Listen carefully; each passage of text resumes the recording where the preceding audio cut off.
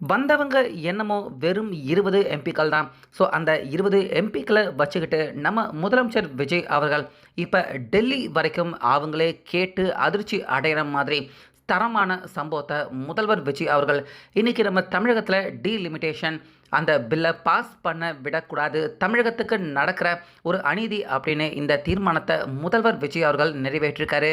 So அதே போல் இந்த கூட்டத்துக்கு அழைப்பு விடுக்கப்பட்டிருந்த திமுக, அதே போல் அதிமுக, இன்னும் பல இதர கட்சிகள் அவங்க எல்லாரும் சேர்த்து ஒரு 37 பேர் இந்த தீர்மானத்தை நிறைவேற்றுறதுக்காக ஆதரவு தராமல் அவங்க வராமல் புறக்கணிச்சிருக்காங்க. ஸோ அவங்க எல்லாருடைய அரசியல் எதிர்காலமும் பார்த்தீங்கன்னா இப்போ கேள்விக்குறி ஆகிற மாதிரியான சம்பவமும் இப்போ இந்த டீல் லிமிட்டேஷன் மூலிமா முதல்வர் விஜய் அவர்கள் செஞ்சிருக்காரு. ஸோ அப்படி இன்னைக்கு மதியானத்துக்கு மேலே டீலிமிட்டேஷனுக்காக அனைத்து கட்சி எம்பிக்கள் கூட்டத்தை நடத்தின நம்ம முதல்வர் விஜய் அவர்கள் என்னதான் இந்த கூட்டத்தில் செஞ்சார் அப்படிங்கிற முழு விவரத்தையும் இந்த வீடியோவில் பார்க்கலாம். வீடியோவை ஸ்கிப் பண்ணாமல் பாருங்கள். அதாவது டெல்லி தலைமை முக்கியமான நரேந்திர மோடி அவங்க தலைமையில் கடந்த சில மாதங்களாகவே எப்படியாச்சு நாடாளுமன்றத்தில் இந்த டீலிமிட்டேஷன் அந்த பில்லை பாஸ் பண்ணணும் அப்படின்னு நரேந்திர மோடி அவர்கள் நினச்சிக்கிட்டு இருக்காரு. அதாவது நம்ம இந்திய நாடு முழுக்க கிட்டத்தட்ட 500க்கும் அதிகமான எம்பிக்கள் தொகுதி இருக்குது.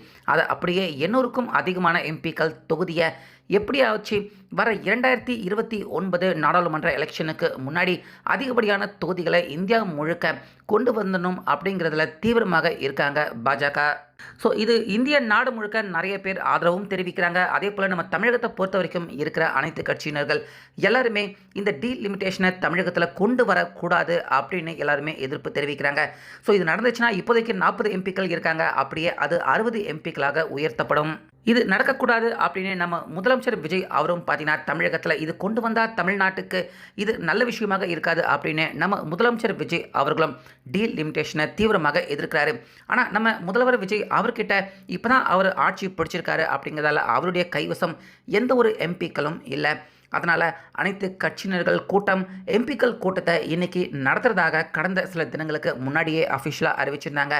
அதற்காக அதிமுக, திமுக, இன்னும் ஒரு எம்பிக்கள் வச்சிருக்க மக்கள் நீதி மையம், தேமுதிக, பாமக, இப்படி இவங்க எல்லாருக்குமே அழைப்பு விடுத்திருந்தாங்க முதல்வர் விஜய். அதே போல் பார்த்தீங்கன்னா தோழமை கட்சி காங்கிரஸ், விடுதலை சிறுத்தை, IUML, இடதுசாரி, வலதுசாரி, இப்படி இவங்க எல்லாருக்குமே கூட முதல்வர் விஜய் அவர்கள் அழைப்பு விடுத்திருந்தார். இந்த டீலிமிட்டேஷன் இதுக்கான ஒரு தீர்மானத்தை நம்ம தமிழகத்தில் நம்மளே எல்லா எம்பிக்களையும் கூட்டிகிட்டு வந்து எல்லாரையும் ஒரே இடத்துல வச்சு பேசணும்.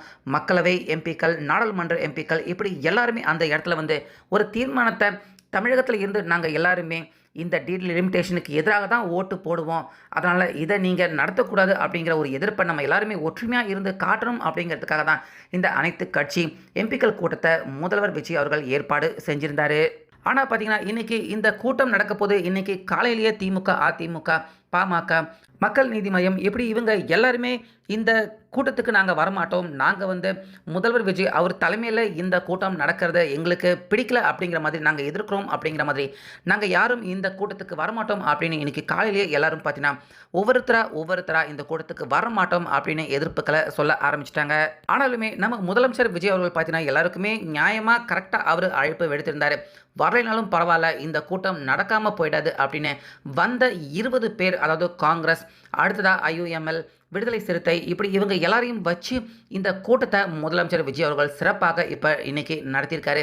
ஸோ இந்த கூட்டத்தில் முதல்வர் விஜய் அவர்கள் அவர் சொன்ன அந்த தீர்மானம் ஏற்றின விஷயங்கள் என்னென்ன அப்படின்னு பார்த்தீங்கன்னா, ஃபஸ்ட்டு டெல்லியில் இந்த சட்டத்தை நிறைவேற்றுறதுக்காக நரேந்திர மோடி அவர் தலைமையில் கண்டிப்பாக பில்லை பாஸ் பண்ணுறதுக்காக தீர்மானத்தை நிறைவேற்றுவாங்க. அப்போ கண்டிப்பாக இப்போ நம்மளுடைய கைவசம் இருக்கிற இங்கே வந்திருக்க இந்த 20 எம்பிக்கள் கண்டிப்பாக எல்லாருமே இந்த பில்லுக்கு எதிராக தான் வாக்கு அளிக்கணும். கண்டிப்பாக இப்படிப்பட்ட ஒரு டீலிமிட்டேஷன் இப்போதைக்கு தேவையில்லை அப்படிங்கிறத டெல்லி அவங்க புரிஞ்சிக்கிற மாதிரி எதிராக தான் வாக்கு அளிக்கணும் அப்படிங்கிற அந்த தீர்மானத்தை முதல்வர் விஜய் அவர்கள் பார்த்தீங்கன்னா எல்லாருக்குமே சொல்லியிருக்காரு.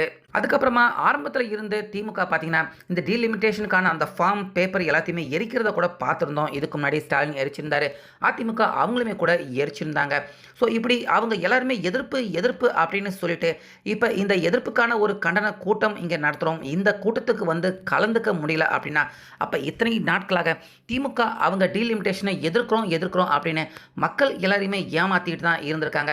ஆனால் உண்மையாகவே திமுக, அதிமுக 2 பேருமே டீல் லிமிட்டேஷனை எதிர்க்கக்கூடிய அந்த நிலைப்பாட்டில் இல்லை அப்படிங்கிறத இப்போ இந்த கூட்டத்துக்கு வராமல் போனதால் மக்கள் எல்லாருமே கண்டிப்பாக புரிஞ்சுக்கிட்டு இருந்திருப்பாங்க அப்படின்னு நம்ம முதலமைச்சர் விஜய் அவர்கள் சொல்லியிருக்காரு.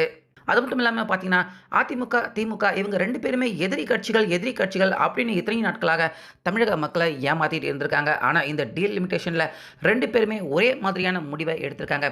2 பேருமே பேசி வச்சுக்கிட்டு தான் இந்த முடிவ எடுத்திருக்காங்களோ அப்படின்னு கூட நம்ம எல்லாருக்குமே யோசிக்க தோணுது. அப்படிதான் இவங்க 2 பேருமே செஞ்சிருக்காங்க. இந்த டீலிமிட்டேஷன் விஷயத்துல தமிழக மக்களுக்கு அநீதி இழைச்சிருக்காங்க. தமிழக மக்கள ஏமாத்தியிருக்காங்க அப்படின்னு முதல்வர் விஜய் அவர்கள் பேசியிருக்காரு. அதேபோல காவிரி நதிநீருக்காக எல்லாரும் ஒன்று கூடணும் அப்படின்னு சொன்ன திமுக, இப்ப டீலிமிட்டேஷனும் அதே மாதிரி தமிழகம் எதிர்க்கக்கூடிய ஒரு விஷயம் தானே.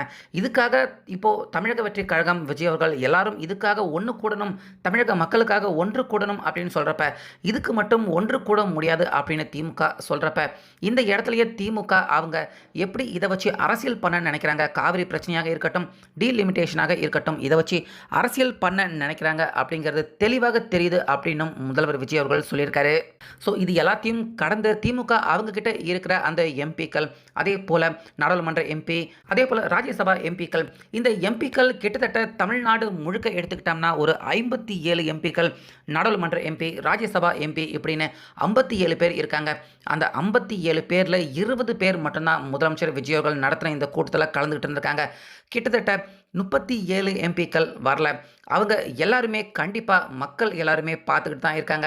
நிச்சயமாக இந்த டீலிமிட்டேஷனுக்கு ஆதரவு தெரிவிக்காத அவங்களுடைய அந்த இரட்டை நிலைப்பாடு, இரட்டை நாடகம் கண்டிப்பாக மக்கள் எல்லாருக்குமே தெளிவாக புரிஞ்சிருக்கும். அதனால் கண்டிப்பாக இந்த வராத 37 எம்பிக்கள் அவங்களுடைய அந்த முகத்திரை, அவங்களுடைய உண்மையான முகம் கண்டிப்பாக மக்கள் எல்லாருமே பார்த்துக்கிட்டு தான் இருக்காங்க அப்படின்னு முதல்வர் விஜய் அவர்கள் ரொம்ப காட்டமாக இதை சொல்லியிருந்தார். அதே போல் இந்த கூட்டத்துக்கு வந்து இந்த டீலிமிட்டேஷனுக்கு ஆதரவு தராத இந்த 37 எம்பிக்கள் நிச்சயமாக இவங்களுடைய பேச்சு, இவங்க இனிமேலும் டீலிமிட்டேஷனுக்கு எதிர்ப்பு தெரிவிக்கிறோம் அப்படின்னு இவங்க சொன்னாங்கன்னா கண்டிப்பாக தமிழக மக்கள் யாருமே அதை ஏற்க மாட்டாங்க. ஏன்னா டீலிமிட்டேஷனுக்காக நடத்தின இந்த கூட்டத்துக்கு நீங்கள் பங்கு பெறலை அப்படின்னா இனிமேல் டீலிமிட்டேஷனை எதிர்க்கிறோம், காவிரி நதிநீருக்காக நாங்கள் குரல் கொடுக்குறோம் அப்படின்னு இவங்க யாராவது இந்த 37 எம்பிக்களில் யாராவது ஏதாச்சும் சொன்னாங்க அப்படின்னா கண்டிப்பாக தமிழக மக்கள் அதை நம்ப மாட்டாங்க.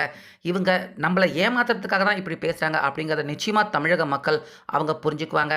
அதனால் வராத இந்த 37 எம்பிக்கள் கண்டிப்பாக இவங்க இனி வருங்காலங்களில் ஏதாச்சும் விமர்சனம் பண்ணாங்கன்னா, ஏதாச்சும் ஒரு விஷயத்தை முன்னிறுத்தி பேசுனாங்கன்னா கண்டிப்பாக அதுவும் மக்கள் நடுவில் எடுபடாமல் தான் போகும். அந்தளவுக்கு டீலிமிட்டேஷனை பற்றி எதிர்த்து பேசிட்டு இப்போ அதற்காக ஒரு கூட்டம் நடக்கிறப்ப அதுக்கே இவங்க வரலை அப்படின்னா கண்டிப்பாக மக்கள் எல்லாருமே இந்த கூட்டத்துக்கு வராத இந்த 37 பேரை நிச்சயமாக வரும் காலங்களில் புறக்கணிப்பாங்க.